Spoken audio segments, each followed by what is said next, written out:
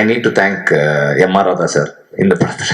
இந்த இடத்துல எம்.ஆர். ராதா வந்து ஹீஸ் ஒரு ஒரு ரிபல், இஸ் ரெவல்யூஷனரி. நிறைய விஷயங்களை வந்து கொஸ்டின் பண்ணியிருக்காரு, நிறைய விஷயங்களை கேட்டிருக்காரு. அண்ட் அவரு இந்த படத்துக்குள்ள இவ்வளவு ஸ்ட்ராங்கா வந்ததுக்கு காரணம் அது யாரு எப்படின்னு சொல்லணும்னு தெரியல. ஏன்னா ஒரிஜினலா விக்ரன் ஐடியா வந்து நாலஞ்சு நடிகர்களுடைய மாஸ்க் இருக்குன்ற மாதிரி தான் இருந்தது. கடைசியில அது வந்து it just got fixed with MR. Radha sir mask.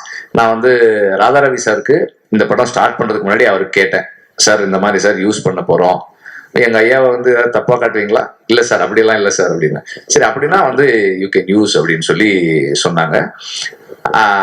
இந்த படத்தினுடைய the soul of the film is what M R. Radha's art stood for. அவர் வந்து எதை அவருடைய கலையின் மூலமாக பேசினாரோ அதுதான் இந்த கதை, இந்த படத்தினுடைய ஆன்மாவா இருக்கிறது. It is the voice of the oppressed. அவங்களுடைய கேட்காதவர்களுடைய குரல் தான் இந்த படத்தினுடைய சோல்.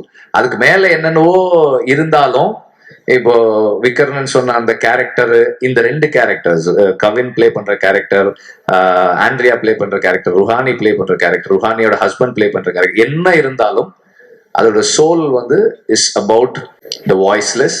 அண்ட் அந்த கடைசி பாடல்ல வந்த கேட்ட அந்த வரிகள் தான், அடங்கு என்பார்கள் விலங்குகள் உடைத்து தடைகளை தகர்த்து வென்று வா வெற்றி வீரனே. அதுதான் இந்த படம்.